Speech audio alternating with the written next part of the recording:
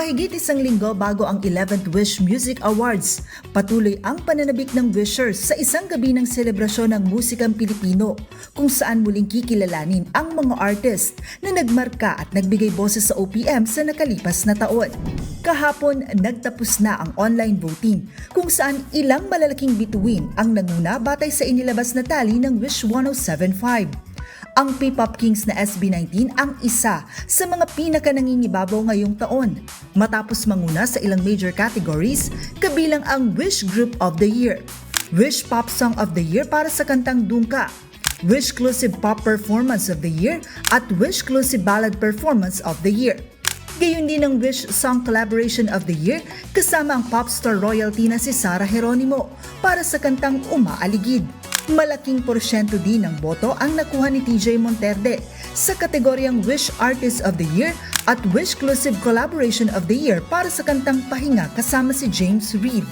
Nanguna naman ang bandang Ben & Ben sa Wish Exclusive Contemporary R&B Neo Soul Performance of the Year para sa Tomorrow With You at Wish Contemporary Folk Song of the Year para sa Saranggola. Habang ang Cup of Joe ang nakakuha ng top spot sa parehong Wish Exclusive Rock Alternative Performance of the Year at Wish Rock Alternative Song of the Year para sa Awiting Multo.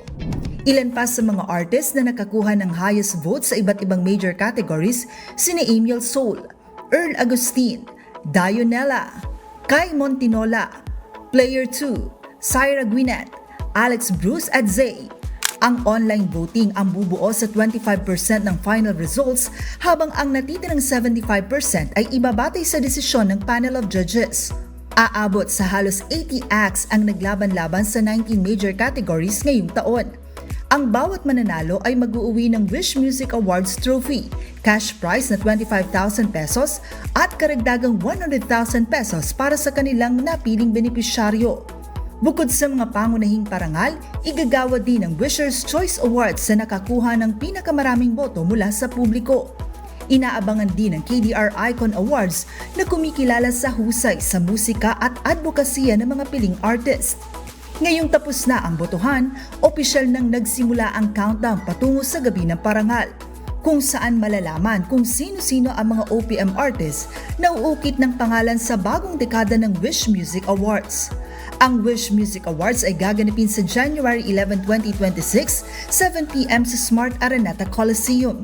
Mapapanood din ito ng live via live streaming sa official YouTube channel ng Wish 107.5. Joan Nano, UNTV News and Rescue. Diyos ang aming sandigan, serbisyo publiko ang aming pinahahalagahan.